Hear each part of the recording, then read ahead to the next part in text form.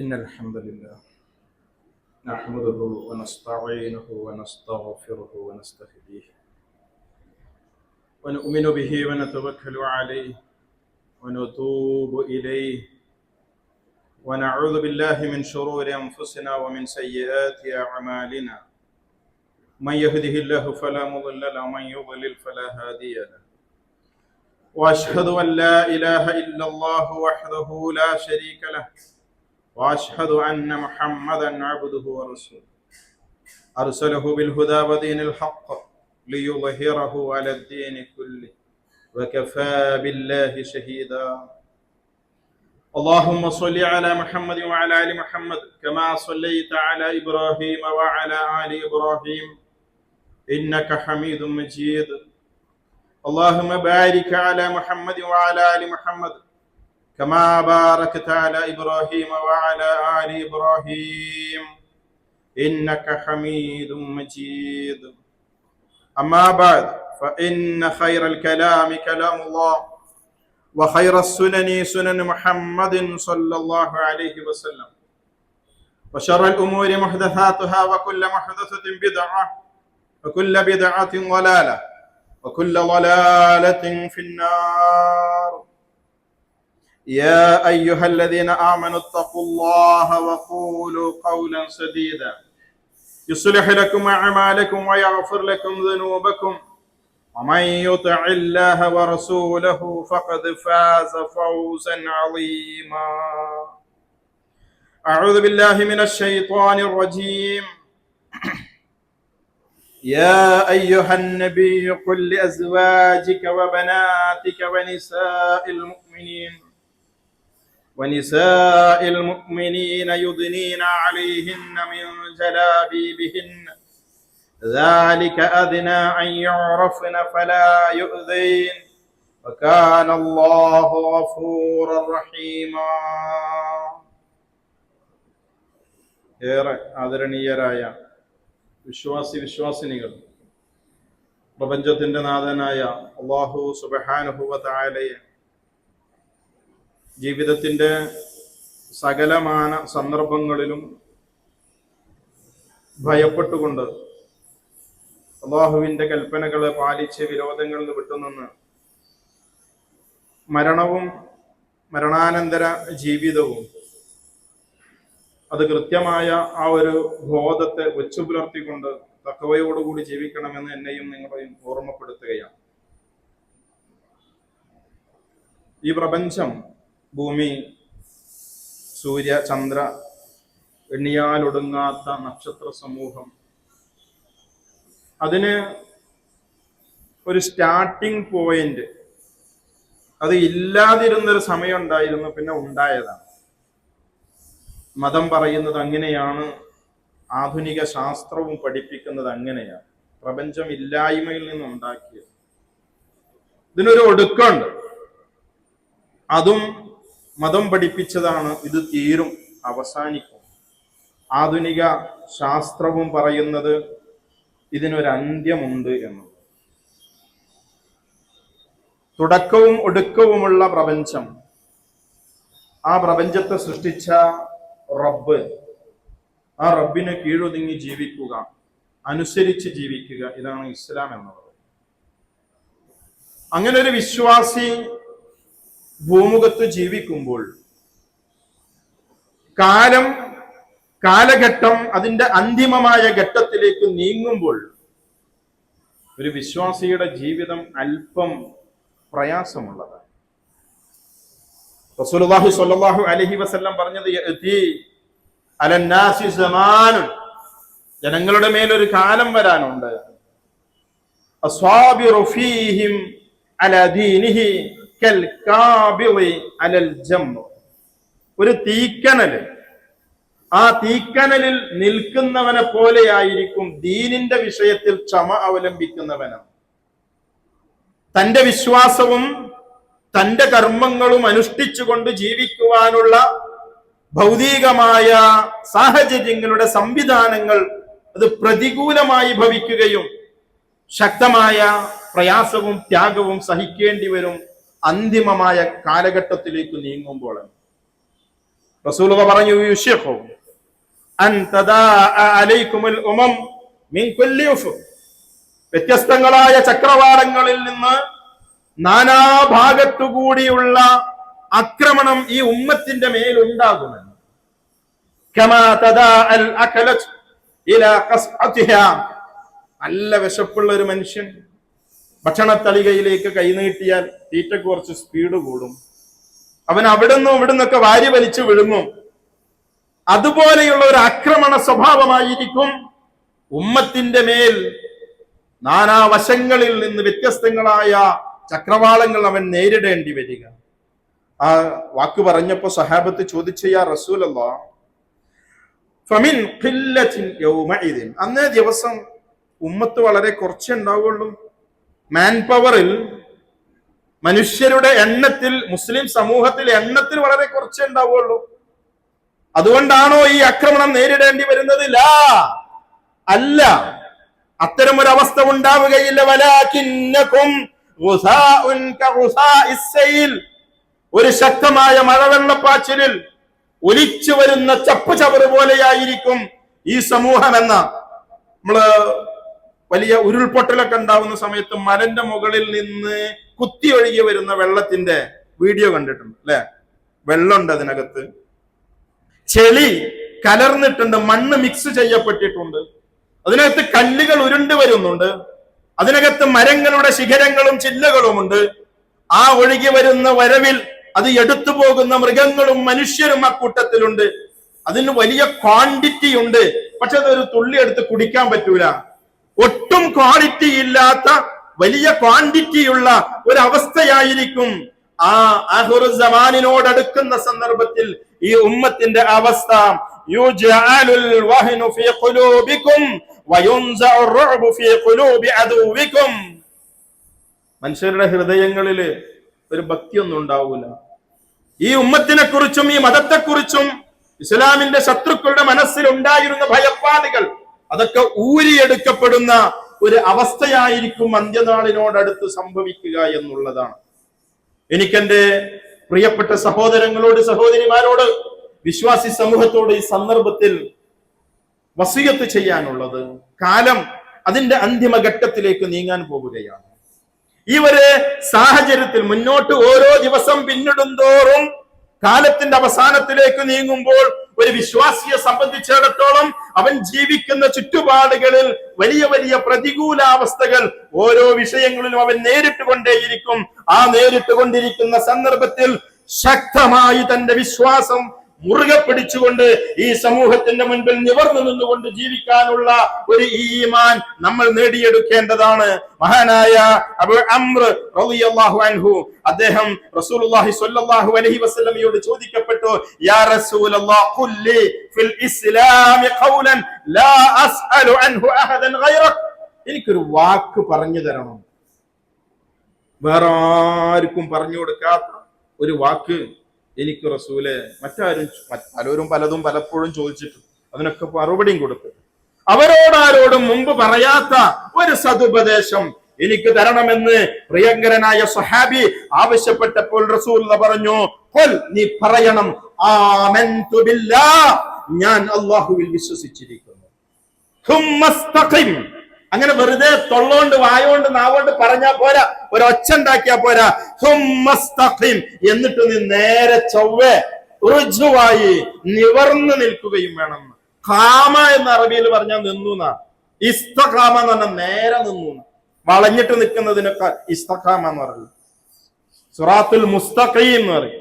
ഒരു വളവും ഇല്ലാത്ത, ഒരു വക്രതയും ഇല്ലാത്ത സ്ട്രെയിറ്റ് റൂട്ടിനാണ് സിറാത്തുൽ മുസ്തഖീം എന്ന് പറയുന്നത്. അങ്ങനെ നിൽക്കണം നീ ദീനിൽ എന്ന് ഉപദേശം നൽകുകയാണ് റസൂലുള്ളാഹി സ്വല്ലല്ലാഹു അലൈഹി വസല്ലം. എന്റെ പ്രിയപ്പെട്ട സഹോദരന്മാരെ, നമ്മുടെ വ്യക്തി ജീവിതം, നമ്മുടെ കുടുംബ ജീവിതം, നമ്മുടെ കച്ചവട ജീവിതം, നമ്മുടെ ആഘോഷങ്ങൾ, നമ്മുടെ ആസ്വാദനങ്ങൾ, ദുനിയാവുമായി ബന്ധപ്പെട്ട ഏതേത് മേഖലകളിലേക്കും അല്ലാഹു സുബ്ഹാനഹു വ തആല വെറുക്കുന്ന, റബ്ബ് ഇഷ്ടപ്പെടാത്ത അൽ ഇസ്ലാമു ദീന, ഇസ്ലാമാണ് എന്റെ മതമെന്ന് രാവിലെ നമ്മൾ പറയാറുണ്ട്. റളീതു ബില്ലാഹി റബ്ബൻ വബിൽ ഇസ്ലാമി ദീനൻ വബി മുഹമ്മദ് റസൂൽ.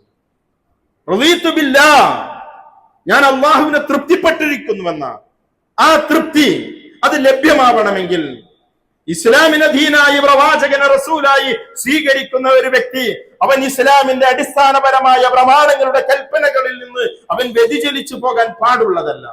അത് വ്യതിചലിപ്പിക്കുവാനുള്ള സാമൂഹികമായ സമ്മർദ്ദങ്ങളും സാംസ്കാരികമായ ഫാസിസങ്ങളും ഏതൊരു വഴികളിലൂടെ കടന്നു വരുന്നുവോ അതിനെ തിരിച്ചറിയാനുള്ള ബുദ്ധി ഓരോ മുസ്ലിമിനും ഉണ്ടായിരിക്കണം. പ്രത്യേകമായ ഒരു വിഷയത്തിലേക്ക് ഞാൻ പ്രവേശിക്കുകയാണ്. നമ്മുടെ മക്കൾ ആ മക്കൾ ഭൗതികമായി പാരത്രികമായി ഉയർന്നു വരണമെന്ന് ആഗ്രഹിക്കുന്നവരാണ് മാതാപിതാക്കൾ. മക്കള് നല്ല നിലക്ക് പഠിക്കണം. ആ പഠിച്ചതിന്റെ അടിസ്ഥാനത്തിൽ അവർക്ക് ഒരു നല്ല ജോലി കിട്ടണം. ആ ജോലിയുടെ വരുമാനം മുഖേന നല്ല ഒരു വീടും കുടുംബ സംവിധാനങ്ങളും മക്കളും പേരമക്കളും ഒക്കെ അവർക്ക് ഉണ്ടാവണം. ആ നമ്മുടെ മക്കളൊക്കെ നമസ്കരിക്കുന്നവരായിരിക്കണം. അവർ നോമ്പെടുക്കുന്നവരും അവരവരുടെ വസ്ത്രധാരണ രീതിയിലും അവരുടെ സ്വഭാവത്തിലും അവരുടെ പെരുമാറ്റത്തിലും അവരിടപെടുന്ന മേഖലകളിലൊക്കെ ദീന് പാലിക്കുന്നവരായിരിക്കണം എന്ന് ആഗ്രഹിക്കുന്നവരാണ് മഹാഭൂരിപക്ഷം വരുന്ന മാതാപിതാക്കളും. അവർ ഒരിക്കലും ലഹരിയിലേക്കോ അതുപോലെയുള്ള ധാർമ്മികതയെ നശിപ്പിക്കുന്ന അവരുടെ വ്യക്തിത്വത്തെ നശിപ്പിക്കുന്ന കുടുംബ സംവിധാനങ്ങളെയും ബന്ധങ്ങളെയും തകർത്ത് കളയുന്ന മേഖലകളിലേക്ക് അവർ എത്തരുത് എന്ന് ആഗ്രഹിക്കുന്നവരാണ് പലപ്പോഴും മാതാപിതാക്കളായിട്ടുള്ള ആളുകൾ. ആ ആഗ്രഹം അങ്ങനെ തന്നെയാണ് ഉണ്ടാവേണ്ടത്. പക്ഷേ നമ്മൾ ജീവിക്കുന്ന സാമൂഹികമായ ചുറ്റുപാട്, ഈ ചുറ്റുപാട് പലപ്പോഴും പല കാരണങ്ങളാൽ നമ്മുടെ മക്കളെ പ്രത്യേകിച്ച് സ്കൂൾ കോളേജിൽ പഠിക്കുന്ന വിദ്യാഭ്യാസ മേഖല തുറന്ന ഒരു സമീപനത്തിന്റെ രീതിയിലുള്ള ഇന്നത്തെ ആധുനികമായ സംവിധാനത്തിൽ അവരെ പലപ്പോഴും തിന്മകളിലേക്ക് വലിച്ചടക്കാനുള്ള മാർഗങ്ങൾ, അതിനുവേണ്ടി ചൂണ്ടയിട്ട് നടക്കുന്ന പിശാചിന്റെ പ്രവർത്തനങ്ങൾ, റബ്ബ് വെറുക്കുന്ന പ്രവർത്തനങ്ങൾ എന്താണോ അത് മനുഷ്യരിൽ ഉണ്ടായി കാണണമെന്ന് ആഗ്രഹിക്കുന്ന പിശാച് അതിനു വേണ്ടിയുള്ള ശക്തമായ കുൽസൃതമായ പ്രവർത്തനങ്ങളുമായി സമൂഹത്തിൽ അവന്റേതായ പ്രവർത്തനങ്ങൾ അവൻ മുഴുകിക്കൊണ്ടിരിക്കുന്നു. ഈ ഒരു സാഹചര്യത്തിലാണ് നമ്മുടെ സ്കൂൾ സംവിധാനത്തിനകത്ത് പൊതുവിദ്യാഭ്യാസ മേഖലയിലേക്ക് കുട്ടികൾ ലഹരിയിലേക്ക് പോകുന്നു. കുട്ടികളെല്ലാം അവരുടെ മനസ്സുകൾ ഡിപ്രഷനിലാണുള്ളത്. അതുകൊണ്ട് ലഹരിയിൽ നിന്ന് അവർ മോചിതരാകുന്നതിന് വേണ്ടി സ്കൂളിന്റെ തുടക്ക സമയത്തും ഇടവേളകളിലുമെല്ലാം സൂംബ എന്ന് പേരിട്ടറിയപ്പെടുന്ന ഒരു ഡാൻസ് സംവിധാനം അത് കുട്ടികൾ പരിശീലിപ്പിക്കണം എന്ന വിദ്യാഭ്യാസ വകുപ്പിന്റെ ഒരു നിർദ്ദേശം കടന്നു വരുന്നത്. സമൂഹത്തിൽ എന്തുണ്ടായാലും അതിനെ എതിർക്കുന്ന, അതിനെ പിന്നാക്കം വലിക്കുന്ന ഒരു അപരിഷ്കൃതമായ പ്രവർത്തനങ്ങളിൽ ഏർപ്പെടുന്നവരാണ് മുസ്ലിം സമൂഹം എന്ന് പൊതുവെ ഒരു വെപ്പുണ്ട്. പക്ഷേ ഒരു ജനാധിപത്യ സംവിധാനത്തിൽ മുഴുവൻ ആളുകൾക്കും അവരുടേതായ നിലപാടുകൾ സ്വീകരിക്കുവാൻ സ്വാതന്ത്ര്യമുള്ള ഒരു രാജ്യത്ത് ഇത്തരത്തിലുള്ള പൊതുവിദ്യാഭ്യാസ മേഖലകളിലേക്ക് ഒരു പ്രവർത്തന പദ്ധതി കൊണ്ടുവരുമ്പോൾ അനിവാര്യമായി നടക്കേണ്ട പഠനങ്ങളൊന്നുമില്ലാതെയുള്ള ഒരു നിർദ്ദേശമായിരുന്നു ഈ ഡാൻസ് പ്രോഗ്രാമുമായി ബന്ധപ്പെട്ടുകൊണ്ട് നമ്മൾ കണ്ടത്. ആദ്യമായി നമ്മളിവിടെ പരിശോധിക്കേണ്ടത് ലഹരി അതൊരു പ്രശ്നം തന്നെയാണ്. ആരും ഒരു നിലക്കും കണ്ണടച്ചത് കൊണ്ട് ഒരു രക്ഷയുമില്ല. അതിന്റെ മൂർധന്യാവസ്ഥയിലാണ് നിൽക്കുന്നത്. മാസം 6 പിന്നിടുന്നു ഈ വർഷം പിറന്ന്. ജനുവരി 1 മുതൽ ഈ കഴിഞ്ഞ ജൂൺ 30 4 ദിവസം വരെയുള്ള കേരള ഗവൺമെന്റിന്റെ police department crime records bureau അതിന്റെ കണക്കുകൾ എടുത്ത് പരിശോധിച്ചാൽ ഞെട്ടിക്കുന്നതാണ് സഹോദരൻ. ഒറ്റ ദിവസത്തിൽ 2, 3, 4 കൊലപാതകങ്ങൾ. മക്കൾ പിന്നെ പിതാവിനെ, ഭാര്യ ഭർത്താവിനെ, ഭർത്താവ് ഭാര്യയെ, സഹോദരൻ സഹോദരിയെ, വ്യഭിചാരത്തിന്റെ ബലാത്സംഗത്തിന്റെ കഥകൾ. ചെറിയ പിഞ്ചു മക്കൾ കൊല ചെയ്യപ്പെടുന്നു. ഇന്നലെ ഒരു പിതാവ് തന്റെ മകളെ കഴുത്ത് ഞെരിച്ച് കൊല്ലുകയാണ്. സ്കൂളുകളിലേക്ക് കോളേജുകളിലേക്ക് പോകുന്ന മക്കൾ വലിയ കലഹങ്ങളിൽ ഏർപ്പെടുന്നു. അവർ തമ്മിൽ വലിയ കലാപങ്ങളും അത് മരണത്തിൽ കലാശിക്കുന്ന തരത്തിലുള്ള മർദ്ദനങ്ങളും പീഡനങ്ങളും ഉണ്ടാകുന്നു. എല്ലാ കേസുകളുടെ പിറകിലേക്ക് ഒന്നെത്തി നോക്കിയാൽ മഹാഭൂരിപക്ഷത്തിലും ലഹരിയുടെ സ്വാധീനം കാണാം. ആസ്വാദനത്തിന്റെ മേഖലയിലേക്ക് പുതിയ തലമുറ അവർ ചെന്നെത്തുന്നതിന്റെ സ്വാധീനങ്ങൾ അവിടെ കാണാൻ സാധിക്കും. അതിനിടയിലേക്കാണ് ഈ ഒരു ഡാൻസ് സംവിധാനവുമായി കൊണ്ട് വിദ്യാഭ്യാസ വകുപ്പ് വരുന്നത്. ഒരു കുട്ടിക്ക് ലഹരിയിൽ നിന്ന് മോചനത്തിനുള്ള മാർഗം എന്താ? ആ മാർഗം ഇസ്ലാം പഠിപ്പിച്ചു. മദ്യമില്ലാത്ത ജീവിതത്തെക്കുറിച്ച് ചിന്തിക്കാൻ പോലും സാധ്യമല്ലാതിരുന്ന, മദ്യം ജീവിതത്തിന്റെ മൗലിക അവകാശമായി കണ്ടിരുന്ന ഒരു നൂറ്റാണ്ട്, 6-ാം നൂറ്റാണ്ടിലേക്ക് വിളിക്കുന്നവർ, 6-ാം നൂറ്റാണ്ടിൽ നിന്ന് വണ്ടി കിട്ടാത്തവർ എന്ന് പറഞ്ഞുകൊണ്ട് അപഹസിക്കുന്ന ആളുകൾ സാമൂഹിക മാധ്യമ മേഖലകളിൽ അവരുടേതായ വായിൽ തോന്നിയത് മുഴുവൻ വിളിച്ചു പറഞ്ഞ് അപഹാസത്തിന്റെയും പരിഹാസത്തിന്റെയും വാക്കുകൾ ചെറിയുന്ന കാലഘട്ടം. അതേ 6-ാം നൂറ്റാണ്ട് അങ്ങനെയായിരുന്നു.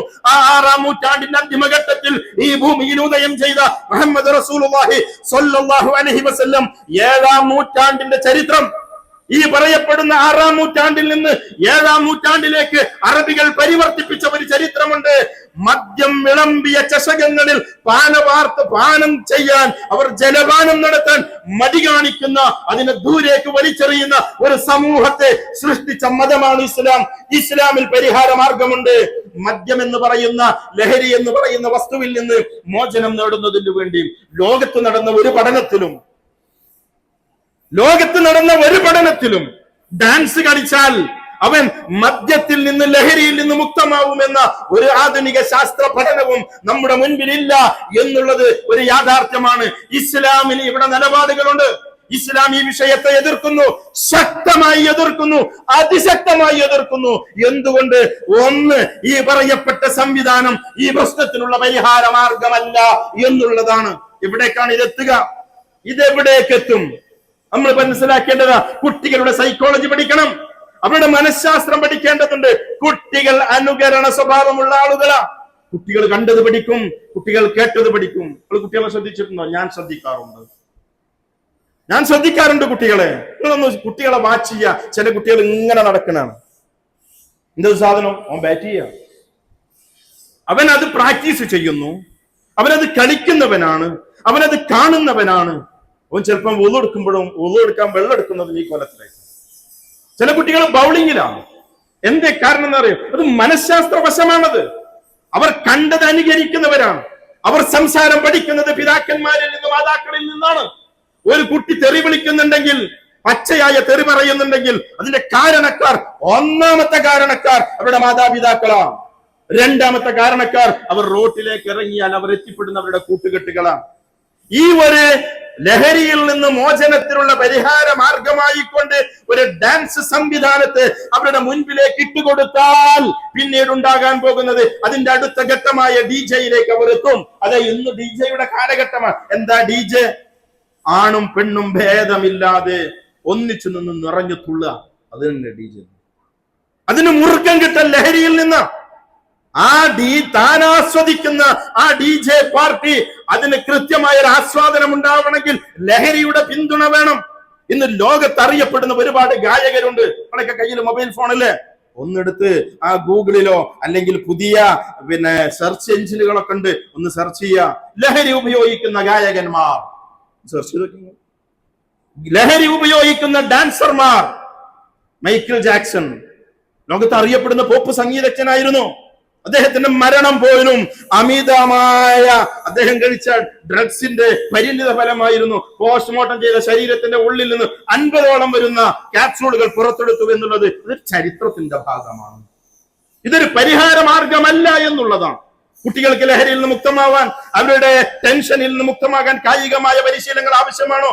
നടപ്പിലാക്കണം സർക്കാരുകൾ, നടപ്പിലാക്കണം സ്കൂൾ സംവിധാനങ്ങൾ, അതിന്റെ ക്രിയാത്മകമായ രൂപത്തെ സ്വീകരിച്ചുകൊണ്ട്. രണ്ടാമത്തെ പ്രശ്നം എന്താ? ആണും പെണ്ണും ഇടകലരുക എന്നുള്ളത് ഇസ്ലാം എതിർക്കുന്നു. ആണും പെണ്ണും കൂടിക്കലരുന്ന സംസ്കാരത്തെ സ്കൂളിലെ ഡാൻസിൽ മാത്രമല്ല, വീടുകൾക്കകത്ത് നടക്കുന്ന വിവാഹങ്ങൾ പോലും, നമ്മുടെയൊക്കെ വീടുകളിൽ കല്യാണങ്ങൾ നടക്കുമ്പോ, വിവാഹങ്ങൾ മംഗളം നടക്കുമ്പോ ആണും പെണ്ണും കൂടിച്ചേരുന്നുണ്ടെങ്കിൽ അതിനെ അവസാനിപ്പിക്കേണ്ട ബാധ്യത നമുക്കുണ്ട്. ഈ കുട്ടികളെ 8ാം ക്ലാസ്സിലും 9ാം ക്ലാസ്സിലും 10ലും 11ലും പഠിക്കുന്ന പ്രായപൂർത്തിയെത്തിയ ആണിന്റെയും പെണ്ണിന്റെയും സ്വഭാവം കൃത്യമായി ബോധ്യപ്പെടുന്ന മാനസിക തലമുള്ള കുട്ടികൾ, ആ കുട്ടികളെ കൂടിക്കലരാൻ വിട്ടാൽ എന്താ സംഭവിക്കുക? വർഷങ്ങൾക്ക് മുന്നേ അമേരിക്കയിൽ എഴുതപ്പെട്ട ഒരു പുസ്തകമുണ്ട്. പുസ്തകത്തിന്റെ പേര് ഫാദർലെസ് അമേരിക്ക എന്ന, തന്തയില്ലാത്ത അമേരിക്ക. എങ്ങനെയാ പുസ്തകം ഉണ്ടായതെന്ന് അറിയാമോ? തന്റെ മകൾക്ക് ഒരു കാമുകനില്ലെങ്കിൽ മകൾക്ക് എന്തോ മാനസിക പ്രശ്നമുണ്ട് എന്ന് മാതാപിതാക്കൾ മനസ്സിലാക്കിയിരുന്ന ഒരു കാലം ഉണ്ടായിരുന്നു അമേരിക്ക. ഒരു ബോയ് ഫ്രണ്ട് കൂടെ ഇല്ലെങ്കിൽ അവൾക്ക് എന്തോ പ്രശ്നമുണ്ടെന്ന് മനസ്സിലാക്കി അവൾക്ക് ബോയ് ഫ്രണ്ടിനെ കണ്ടെത്തി കൊടുത്ത് മാതാപിതാക്കൾ കണ്ടെത്തിയിരുന്ന ഒരു കാലഘട്ടം. എന്നിട്ട് 13 വയസ്സുകാരും 14 വയസ്സുകാരും 15 വയസ്സുകാരും 16 വയസ്സുകാരും പ്രസവിക്കാൻ തുടങ്ങി. കുട്ടികൾക്ക് തന്തമാരില്ല. അതിനെ പുരസ്കരിച്ചുകൊണ്ട് എഴുതപ്പെട്ട ഗ്രന്ഥമാണ് ഫാദർലെസ് അമേരിക്ക എന്ന് പറയുന്ന പുസ്തകം. നമ്മുടെ നാട്ടില് അമ്മ തൊട്ടിലുകളുണ്ട്. എന്താണ് ഈ സമൂഹം? ഭരണാധികാരികൾക്ക് ഉപദേശങ്ങൾ നൽകുന്ന ഉപദേശകർ എന്താണ് ലക്ഷ്യം വെക്കുന്നത്? ഒരു സാംസ്കാരികമായ ഫാസിസം അധിനിവേശമാണിത്. നമ്മുടെ വിശ്വാസത്തെയും ഇസ്ലാമിന്റെ മൂല്യങ്ങളെയും മനുഷ്യത്വപരമായ സമൂഹത്തിൽ നിലനിൽക്കേണ്ട ധാർമ്മികമായ വ്യവസ്ഥതയും അത് തകർന്നു കാണണമെന്ന് ആഗ്രഹിക്കുന്ന ആളുകൾ ഇന്നും ഇന്നലെയും തുടങ്ങിയ പണിയൊന്നുമില്ല. ഒരു ഡാൻസ് ഒന്നല്ല പ്രശ്നം, അങ്ങനെ തെറ്റിദ്ധരിക്കേണ്ടതില്ല. മതമില്ലാത്ത ജീവൻ എന്ന് പറഞ്ഞുകൊണ്ട് 2008 കേരളത്തിന്റെ പാഠപുസ്തകങ്ങളിലേക്ക് ഒരു കുട്ടിനെ സ്കൂളിലേക്ക് ചേർത്താൻ ചെല്ലുന്ന ഒരു പാഠഭാഗം. എന്താ? അച്ഛൻ മോനെ സ്കൂളിലേക്ക് ചേർത്താൻ വെച്ചില്ല. പേര് ചോദിച്ച് പേര് പറഞ്ഞു കൊടുത്ത്. മതമേതാ? മതമല്ല. അത്തരമൊരു സംസ്കാരം വളർന്നു കാണാൻ മതം മുന്നോട്ട് വെക്കുന്ന മൂല്യങ്ങൾ ഇല്ലായ്മ ചെയ്തുകൊണ്ട് ഒരു സ്വതന്ത്രതാവാദം ജനിച്ചില്ലേ? ഇനി എന്ത് ചെയ്യണം? ഇനി തോന്നിയതുപോലെയാണ് ജീവിക്കുന്നത്. ആ തോന്നിയതുപോലെ ജീവിക്കാൻ എന്താണോ തടസ്സങ്ങൾ, ആ തടസ്സങ്ങളെ നീക്കം ചെയ്യാൻ ആഗ്രഹിക്കുന്ന ആളുകളുടെ കുബുദ്ധിയിൽ നിന്നാണ് ഇത്തരത്തിലുള്ള പ്രവർത്തനങ്ങൾ വരുന്നത് എന്ന ഒരു തിരിച്ചറിവ് എന്റെ പ്രിയപ്പെട്ട സമൂഹമേ, മുസ്ലിം ഉമ്മത്തെ, അന്ത്യനാളിൽ വിശ്വസിക്കുന്ന സഹോദരന്മാരെ, നിങ്ങൾക്ക് ആ ബോധമുണ്ടായിരിക്കേണ്ടതാ. നമ്മളൊന്ന് വിചാരിക്കും, കുട്ടിയൊന്ന് വെറുതെ ഒന്ന് ഡാൻസ് കളിച്ച് എന്താ പ്രശ്നം? ഒരു ഏതാനും മാസങ്ങൾക്ക് മുൻപ് വിദ്യാലയങ്ങളിൽ ജനറൽ ന്യൂട്രൽ യൂണിഫോം വന്നു അല്ലെ? ആൺകുട്ടികൾ ഇടുന്നത് പോലെ പാന്റും ഷർട്ടും പെൺകുട്ടികൾക്ക്. ആളുകളുടെ ആ ഒരു പ്രതിഷേധാഗ്നിയെ തണുപ്പിക്കാൻ സർക്കാർ സംവിധാനങ്ങൾ എന്ന് പറഞ്ഞു വേണ്ടവരിട്ടാൽ മതി. ഇന്ന് വേണ്ടവരാണ് ഇടുന്നത്? അല്ല, എല്ലാവരും അവനാന്റെ പെരയിൽ ഇങ്ങനെ ചിന്തിക്കുക. എന്റെ പെരയിൽ നിന്ന് രാവിലെ ഇറങ്ങിപ്പോയ മകൾ അവള് പാന്റും കുപ്പായി ഇട്ടിട്ടല്ലേ പോയത്. ഇതിനെയാണ് സാംസ്കാരിക അധിനിവേശം. നമ്മളറിയാതെയുള്ള ഒളിച്ചു കടത്തലുകൾ അത് നമ്മുടെ വിശ്വാസത്തെയും നമ്മുടെ മതപരമായ മൂല്യങ്ങളെയും തകർത്ത് കളയുന്നുണ്ട് എന്ന ഒരു തിരിച്ചറിവ് ബുദ്ധിയുള്ള നമുക്കുണ്ടാവേണ്ടതാണ്. ചില വസീയത്തുകൾ നൽകുകയാണ്. ഒന്നാമത് സൂചിപ്പിക്കുവാനുള്ളത് ലജ്ജ വേണമെന്നാണ്. മിമ്പർന്ന് പഠിപ്പിക്കാനുള്ളത് അതാണ്. നാണം വേണം. എന്താ ലജ്ജ എന്ന് പറഞ്ഞ? പള്ളിയിൽ ഇമാമ് മൂത്രമൊഴിക്കാനോ ഉളു കൊടുക്കാനോ പോയി, ജമാഅത്ത് ഇഖാമത്ത് വിളിക്കണ നേരത്തെ അവിടെ ഇമാമില്ല. ആരെങ്കിലും ഒരാള് ഒന്നിങ്ങോട്ട് കയറി നിന്നിട്ട് നിസ്കരിക്കാൻ ആരെങ്കിലും തയ്യാറുണ്ടോ? 4 പുറങ്ങനെ നോക്കി ഇങ്ങനെ നിൽക്കുക എന്നല്ലാണ്ട് കോൺഫിഡൻസ് ഇല്ലായ്മ. അങ്ങനെ കയറി നിന്നുകൊണ്ട് ആ ഇമാമത്തിനെ നയിക്കുക എന്നൊരു നല്ല കാര്യമാണ്. പക്ഷെ നല്ല കാര്യത്തിന് പിറകോട്ടടിക്കുക. യഥാർത്ഥത്തിൽ പിറകോട്ടടിക്കേണ്ടത് തിന്മയുടെ വിഷയത്തില്. അതിനാണ് ലജ്ജ. തിന്മ ചെയ്യാതിരിക്കുക. ഏതാ തിന്മ? ഖുർആൻ തിന്മ എന്ന് പറഞ്ഞതൊക്കെ തിന്മ. എന്തായിക്കോട്ടെ, ആണും പെണ്ണും പിന്നെ ഇടകലരലോ വസ്ത്രധാരണ രീതിയിലുള്ള മാന്യമായ വ്യവസ്ഥകൾ പാലിക്കായ്മയോ ഏത് വിഷയമായിരുന്നാലും ശരി, മദ്യപാനോ വ്യഭിചാരോ മോഷണോ, ആ തിന്മ അത് ചെയ്യാൻ മടി, നന്മ ചെയ്യാൻ മടി കാണിക്കുന്നതിന് ആളുകൾ എന്തെങ്കിലും ചോദിച്ചാൽ അറിയണതിന് പോലും ഉത്തരം പറയാൻ തെറ്റോ അല്ലെ? ക്ലാസ് റൂമിൽ ഒരു ക്വസ്റ്റ്യൻ ടീച്ചർ ചോദിച്ചാൽ കുട്ടികൾക്ക് മടിയാണ്. കാരണം ഇവന് പറഞ്ഞാൽ തെറ്റോ എന്നുള്ള ബേജാറാണ്. എനിക്കറിയാം, എന്നാലും പറയാം നാണാണ്, മടിയാണ്. അതിന് ലജ്ജ എന്ന് പറയില്ല. ഇസ്ലാം പഠിപ്പിച്ച ലജ്ജ പരസ്യമായി തിന്മ ചെയ്യുന്നതിൽ നിന്ന് മുക്തമായിട്ടുള്ള ഒരു അവസ്ഥ ഉണ്ടാവുക എന്നുള്ളതാണ്. ഞാൻ ചെയ്യുന്ന ഒരു പെൺകുട്ടി വീട്ടിൽ നിന്ന് പാന്റും ഷർട്ടിൽ ഇറങ്ങിപ്പോകുമ്പോൾ ഞാൻ ഈ ചെയ്യുന്നത് ശുദ്ധ തമ്മാടിത്താണ് എന്ന് അവൾക്ക് തിരിച്ചറിയാത്തിടത്തോളം കാലം, അത് അവൾക്ക് അതിനുള്ള സംവിധാനം ഉണ്ടാക്കി കൊടുക്കുന്ന അവരുടെ മാതാപിതാക്കൾ തിരിച്ചറിയാത്തിടത്തോളം കാലം ഒരിക്കലും മനുഷ്യൻ നന്മയിലേക്ക് കടന്നു വരികയില്ല. ഒന്നാമതായി നൽകാനുള്ള വസിയത്ത് ലജ്ജയുള്ള ആളുകളായിരിക്കണം. ഖാല റസൂലുള്ളാഹി സ്വല്ലല്ലാഹു അലൈഹി വസല്ലം ഇന്ന ലികുല്ലി ദീനിൻ ഖുലുഖാ. റസൂലുള്ളാഹി പറയാ, എല്ലാ മതങ്ങൾക്കും ഒരു സ്വഭാവമുണ്ട്, ഒരു സ്വഭാവ ഗുണമുണ്ട്.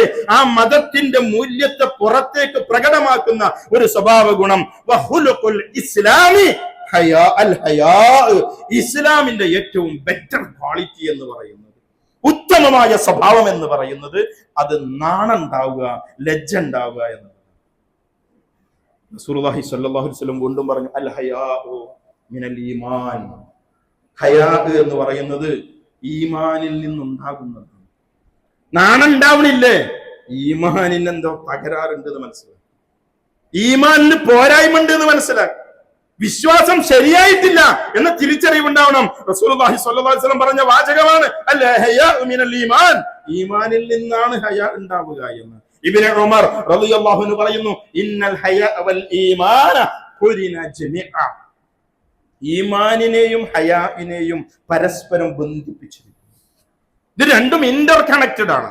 ഫഇദാ റുഫിഅ അഹദുഹുമാ, അതിലേതെങ്കിലും ഒന്ന് പോയാൽ റുഫിഅൽ ആഖിർ, മറ്റേത് ഒന്ന് ഉയർത്തപ്പെട്ടാൽ മറ്റേത് ഉയർത്തപ്പെടും. ഒരുത്തന് നാണല്ലാതെ പിന്നെ തോന്നിയതൊക്കെ ചെയ്യും, അവന്റെ അടുത്ത് പിന്നെ ഈമാൻ ഉണ്ടാവില്ല, ഇസ്ലാം ഉണ്ടാവില്ല.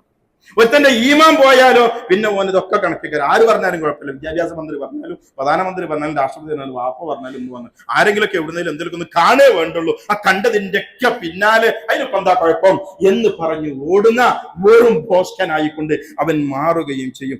ഇബ്നു അബ്ബാസ് അന്ന നബി സല്ലല്ലാഹു അലൈഹി വസല്ലം ഖാല ലിൽ അശദ്ദിൽ അസ്വരി, റസൂലുള്ളാഹിയെ കാണാൻ വേണ്ടി വന്ന ഒരു ഗോത്രസംഘം. ആ ഗോത്രസംഘം കൊണ്ട് വന്നപ്പോ ദൂരന്ന് വന്നതാ, ഇങ്ങനെ വയർത്ത് കുളിച്ചു വരിക. ആ ഗോത്രത്തിന്റെ നായകനായിരുന്ന അശജ്, അദ്ദേഹം തന്റെ ഒരു ഹൈമ കെട്ടിയ ഹൈമയിലേക്ക് പോയി കുളിച്ച് ഡ്രസ്സൊക്കെ മാറ്റി വരിക. കൂടെ വന്ന അനുയായികള് ഈ കുളിക്കാനും നിന്നിട്ടില്ല, ഡ്രസ്സ് മാറാനും നിന്നിട്ടില്ല. വേഗത്തിൽ റസൂലുള്ളാഹിനെ ആദ്യമായിട്ട് കാണാനുള്ള ആവേശത്തിൽ ഓടിയത്. പിന്നെ നായകൻ വരുന്നത് പിന്നിൽ അദ്ദേഹം ഇങ്ങനെ നാണം കുടുങ്ങിയായിട്ട് ശാന്തായിട്ട് ഇങ്ങനെ വന്നപ്പോ റസൂലുള്ളാഹി പറഞ്ഞു, ഇന്ന ഫീക ഖസ്ലതൈൻ, താങ്കളിൽ രണ്ട് ഗുണങ്ങളുണ്ട്, രണ്ട് ക്വാളിറ്റി ഉണ്ട്. യുഹിബ്ബുഹുമുല്ലാഹ്, അത് അല്ലാഹുവിന് ഇഷ്ടമുള്ള രണ്ട് ഗുണങ്ങളാണ്. ഒന്ന് അൽ ഹിൽം വൽ ഹയാ, അതൊന്ന് വിവേകമാണ്. രണ്ടാമത്തത് ഹയാ ആണ്, ലജ്ജയാണ്. ലജ്ജ അള്ളാഹുവിന് ഇഷ്ടമുള്ളതാണ്. ലജ്ജ ഈമാനുമായി ബന്ധപ്പെട്ടതാണ്. ലജ്ജ നഷ്ടപ്പെട്ടാൽ ഈമാൻ നഷ്ടപ്പെടും, ഈമാൻ നഷ്ടപ്പെട്ടാൽ ലജ്ജ നഷ്ടപ്പെടും. ഉമർ ഇബ്നുൽ ഖത്താബ് റളിയല്ലാഹു അൻഹു പറഞ്ഞു, മൻ ഖല്ല ഹയാഉഹു ഖല്ല വറഉഹു വമൻ ഖല്ല വറഉഹു മാത ഖൽബുഹു. ഒരാളിൽ നിന്ന് ലജ്ജ നഷ്ടപ്പെട്ടാൽ അവനിൽ നിന്ന് സൂക്ഷ്മത നഷ്ടപ്പെടും. സൂക്ഷ്മത ഒരാളിൽ നിന്ന് നഷ്ടപ്പെട്ടാൽ അവന്റെ ഹൃദയം മരിക്കുന്നു. ഉമർ റളിയല്ലാഹുവിന്റെ വാചകമാണ്. ഒരാളുടെ ഹൃദയം ചത്ത പിന്നെ ഒക്കെ കണക്കവന്. അവന്റെ നന്മയെയും തിന്മയെയും വേർതിരിച്ച് നന്മയിലേക്ക് ചിന്തിച്ച് നന്മ ഉണ്ടാകണമെന്ന് ആഗ്രഹിച്ച് ധാർമ്മികതയെ കുറിച്ച് ചിന്തിച്ച് വരാനിരിക്കുന്ന ഒരു 25 വർഷം കഴിഞ്ഞ കേരളം, അത് അമ്മത്തൊട്ടിലുകൾ കൊണ്ട് നിറയപ്പെട്ട, അത് ഒരു ഫാദർലെസ് കേരള ആയി മാറാതിരിക്കാനുള്ള ഒരു ചിന്താശേഷി ഹൃദയത്തിന് ഉണ്ടാവണമെങ്കിൽ ഹൃദയത്തിന് ജീവൻ ഉണ്ടാവണം. പക്ഷേ നാണല്ലെങ്കിൽ ഹൃദയം ചത്തതുപോലെയായി മാറുമെന്ന് മഹാനായ ഉമർ ഇബ്നുൽ ഖത്താബ് റളിയല്ലാഹു അൻഹു പറയുന്നു. ഇമാം ബുഖാരി രേഖപ്പെടുത്തുന്ന ഹദീസ് അബൂ മസ്ഊദ് ഖാല നബി സല്ലല്ലാഹു അലൈഹി വസല്ലം ഇന്ന മിമ്മ അദ്റക الناس من كلام النبوة الأولى, പ്രവാചകന്മാരുടെ ആദ്യകാല വാക്കുകളിൽ സംസാരങ്ങളിൽ പെട്ടതാ. അവരിങ്ങനെ ഇടക്കിടക്ക് പറയായിരുന്നു. പണ്ടത്തെ നബിമാര് സമൂഹത്തോട് വർത്താനം പറയുമ്പോ ഇടക്കിടക്ക് നൽകുന്ന ഒരു ഉപദേശം എന്താണ്? ഇദാ ലം തസ്തഹി ഫസ്ന മാ ശിഅത, നിനക്ക് നാണല്ലേ നീ തോന്നിയതുപോലെ ജീവിച്ചു. ഒരു വലിയ പ്രശ്നമാണ് ലജ്ജയില്ലായ്മ. നാണല്ലെങ്കിൽ 60 വയസ്സ് 50 വയസ്സുള്ള 55 60 വയസ്സുള്ള സ്ത്രീകളും ഒരു കല്യാണത്തിന്റെ നടുമുറ്റത്ത് നിന്ന് ഇങ്ങനെ തുള്ളും. അപ്പുറത്തെ ആണുങ്ങൾ വരുന്നുണ്ടെന്നും എന്നാരെങ്കിലും കാണുന്നുണ്ട്, ഒരു ബോധം ഉണ്ടാവില്ല.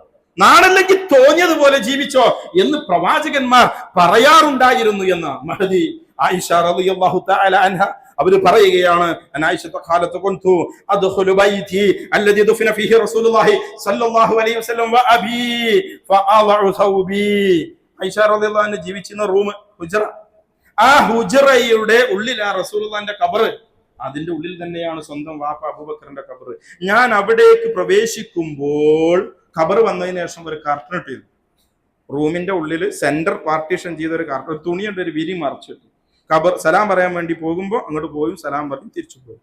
ഞാൻ അതിന്റെ ഉള്ളിലേക്ക് പ്രവേശിക്കുമ്പോൾ ഒരു സ്ത്രീ അവളുടെ വീടിനകത്ത് ഉപയോഗിക്കുന്ന വസ്ത്രമാണ് ഞാൻ ഉപയോഗിച്ചിരുന്നത്. കാരണം അത് എന്റെ വാപ്പയാണ്, ഒന്ന് എന്റെ ഭർത്താവുമാണ്. ആ ഖബറുകളുടെ കൂടെ മറ്റൊരു ഖബർ കൂടി വന്നു. മഹാനായ ഉമർ ഇബ്നുൽ ഖത്താബ് റളിയല്ലാഹു അൻഹുവിന്റെ ഖബർ ഫവല്ലാഹ്, അല്ലാഹുവെ തന്നെയാണ് സത്യം, മാ ദഖൽതുഹു, ഞാൻ അവിടേക്ക് പ്രവേശിച്ചിട്ടില്ല, ഇല്ലാ വഅന മസ്ദൂദതൻ അലയ്യ സിയാബി ഹയാഅൻ മിൻ ഉമർ, ഉമറിനോടുള്ള ലജ്ജ കാരണത്താൽ ഒരു സ്ത്രീ പുറത്തിറങ്ങുമ്പോൾ പാലിക്കേണ്ട ആ ഡ്രസ് കോഡിലല്ലാതെ ഞാൻ ആ ഖബറിന്റെ അടുത്തേക്ക് പിന്നെ പോയിട്ടില്ല മരിക്കുന്നത് വരെ. മരിച്ചു കിടക്കുന്ന ഖബറിങ്കലേക്ക് ചെല്ലുമ്പോൾ ഇസ്ലാമികമായ വസ്ത്രം ആ ഖബറിൽ കിടക്കുന്നത് അന്യനാണെന്ന ബോധത്തോടു കൂടി ജീവിച്ചിരുന്ന ഒരു ഉത്തമമായ സമൂഹത്തിന്റെ പിന്തുടർച്ചക്കാരാണ് നമ്മളെന്ന് അഭിമാനം പറഞ്ഞ് പേറി നടക്കുന്ന ആളുകളാണ്.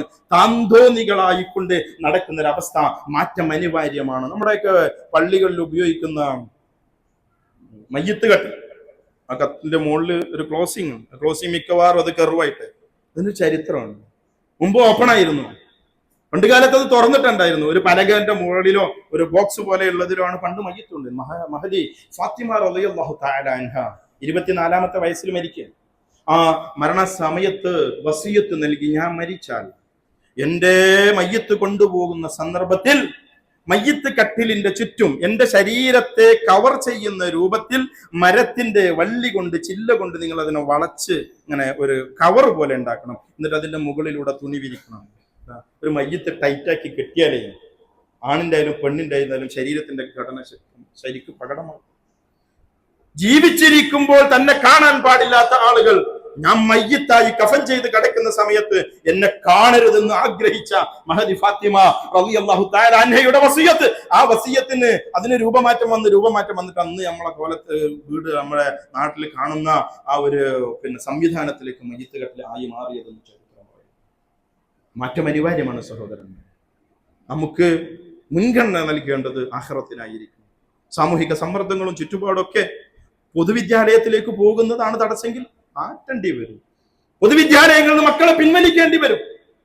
സർക്കാർ സംവിധാനങ്ങൾ മതപരമായ എലമെന്റുകളെ, മതപരമായ എത്തിക്സുകളെ, മതപരമായ മൂല്യങ്ങളെ കാത്തു സൂക്ഷിക്കാൻ സംവിധാനം ഒരുക്കുന്നില്ല എങ്കിൽ, അതിന് തടസ്സം സൃഷ്ടിക്കുന്നുവെങ്കിൽ, അതിനെതിരെ പ്രതികരിക്കുന്ന ആളുകളെ അവരെ താലിബാനായും അവരെ തീവ്രവാദികളായും അവരെ 6-ാം നൂറ്റാണ്ടുകാരെയും ചിത്രീകരിക്കുകയും ജനാധിപത്യ സംവിധാനങ്ങൾ ഉപയോഗിച്ചുകൊണ്ട് പ്രതികരിക്കുന്ന ആളുകളെ സർവീസിൽ നിന്ന് സസ്പെൻഡ് ചെയ്യാനുമൊക്കെയാണ് സർക്കാരിന്റെ മുന്നോട്ടുള്ള ഗമനമെങ്കിൽ, ഇത്തരത്തിലുള്ള സംവിധാനങ്ങളിൽ നിന്ന് മക്കളെ പിൻവലിക്കേണ്ട അവസ്ഥയിലേക്ക് എന്നെത്തും എന്നുള്ളത് ഒരു യാഥാർത്ഥ്യമാണ്.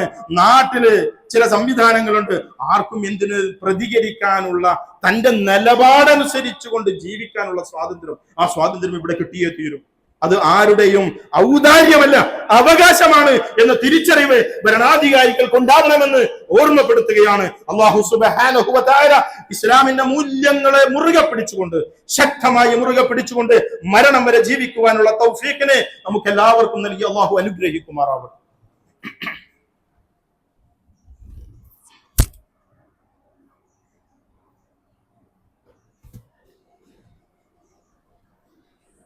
الحمد لله حمدا كثيرا طيبا مباركا فيه كما ربنا ويرضى والصلاة والسلام الأتمان الأكملان خاتم الأنبياء والمرسلين محمد آله وصحبه أجمعين.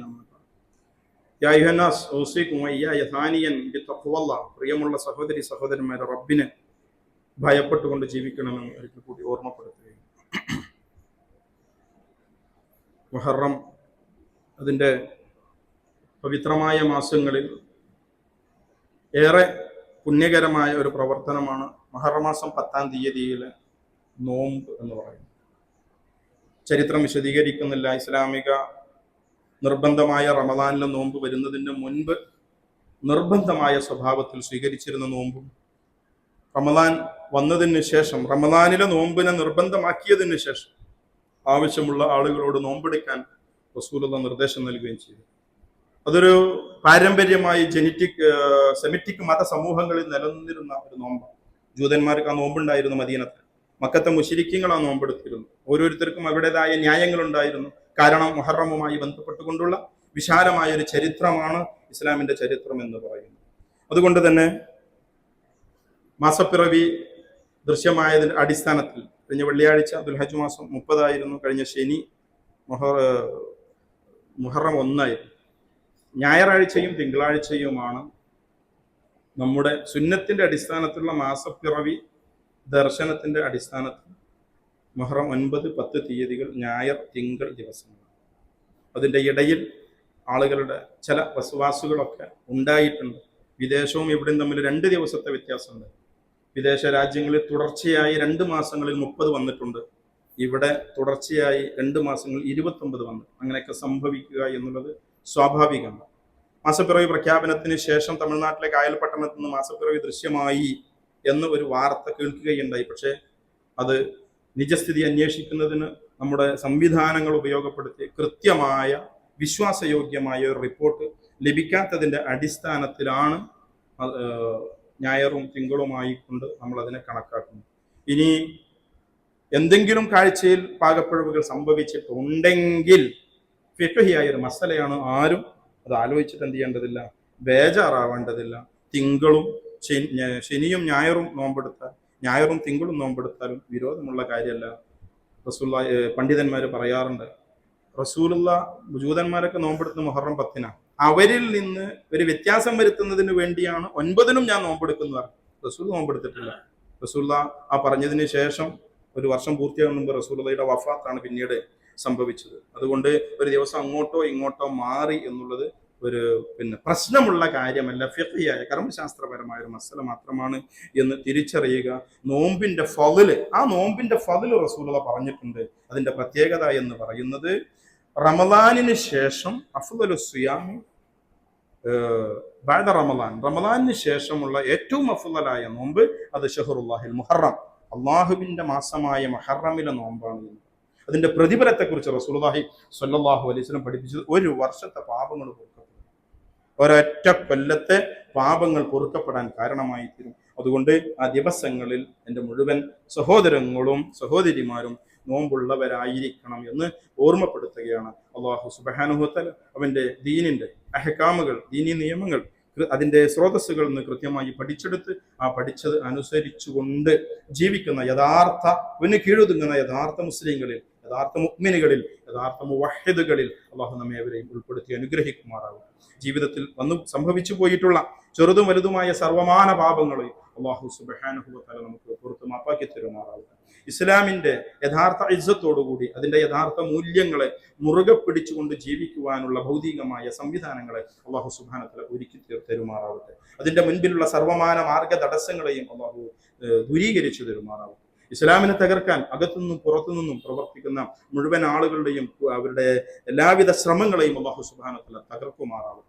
നമ്മിൽ നിന്ന് നമുക്ക് മുൻപ് മരണപ്പെട്ടു പോയ നമ്മുടെ മാതാപിതാക്കൾ, ബന്ധുമിത്രാദികൾ, ജ്യേഷ്ഠാനുജ സഹോദരന്മാർ എല്ലാവർക്കും അല്ലാഹു സുബ്ഹാനഹു വ തആല മഗ്ഫിറത്ത് നൽകുകയും അവന്റെ ഏറ്റവും ഉന്നതമായ സ്വർഗ്ഗലോകമായ ജന്നാത്തുൽ ഫിർദൗസിൽ അവൻ നമ്മെ ഏവരെയും അവരുടെ കൂടെ അല്ലാഹു ഒരുമിച്ച് ചേർക്കുമാറാവട്ടെ. اللهم اغفر للمؤمنين والمؤمنات والمسلمين والمسلمات الاحياء منهم والاموات انك مجيب دعوات يا قاضي الحاجات. اللهم اجرنا من النار، اللهم اجرنا من النار، اللهم اجرنا من النار، اللهم ادخلنا الجنه يا رب العالمين. ربنا آتنا في الدنيا حسنه وفي الاخره حسنه وقنا عذاب النار. اللهم اعز الاسلام، ربنا اغفر لنا ولإخواننا الذين سبقونا بالإيمان ولا تجعل في قلوبنا غلا للذين آمنوا ربنا إنك رؤوف رحيم. وصلى الله على محمد وسلم والحمد لله رب العالمين.